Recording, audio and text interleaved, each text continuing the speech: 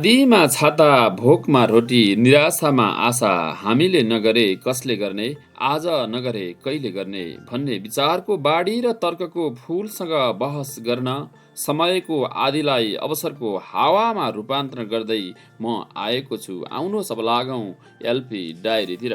देश तथा विदेशबाट एलपी डायरीलाई माया गरेर सुनिरहनुभएका आदरणीय दर्शकबिनहरू, म आज तपाईहरूलाई के भन्न चाहन्छु भने देश खतम भयो भन्नेका लागि, नेपाल बिग्रियो भन्नेका लागि, नेपालमा केही गर्न सकिँदैन भन्नेका लागि, नेपालमा केही छैन भनेर दैनिक औसत 5000 जति विदेशी नै नेपालीको लागि म के भनौँ आज।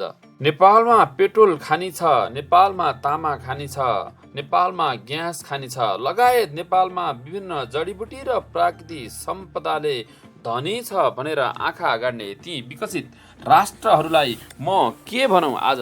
एक युगमा एक दिन एकचोटि आउँछ, उलट पुलट उथल पुथल हेरफेर ल्याउँछ, लाटा सुधा बोल्न थाल्छन्, चल्छ ओठ दुःखको, गए भनी नदेखिएका फर्की आउँछन्। आदरणीय दर्शकबिनहरू, कविता अक्षरबाट जीवनमा बदलिँदैछ। यो दिन चाँडै आउँदैछ।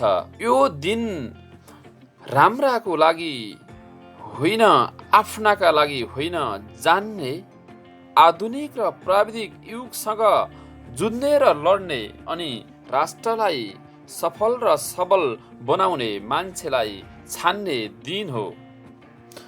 तपाईहरू नजिकैबाट निहालेर हेर्न सक्नुहुन्छ। नजिकैबाट तपाईकै हातमा आउँदैछ यो छान्ने दिन। त्यसो भएको कारणले तपाईले अहिलेको यो युगमा प्राविधिकसँग जुझ्ने र देशलाई र राष्ट्रलाई माया गरेर देशलाई अगाडि बढाउने मान्छेलाई छान्ने दिन भएका कारणले तपाईहरूको हातमा नजिकै आउँदैछ त्यो दिन छान्नुहोला। त्यसपछि एकपटक उलट पुलट उथल पुथल हेरफेर ल्याउनेछ देशले, अनि युग परिवर्तन हुनेछ, अनि एक युगमा एक दिन त्यो दिन एकचोटि आउनेछ जसले गर्दा नेपाली साराले सुख शान्ति समृद्धिसँग बाँच्न पाउनेछन्। आज लाखौं युवाहरू विदेशी रहेका छन्, त्यो पनि बन्द हुनेछ र राष्ट्रमा सुख शान्ति र समृद्धि आउनेछ। धन्यवाद।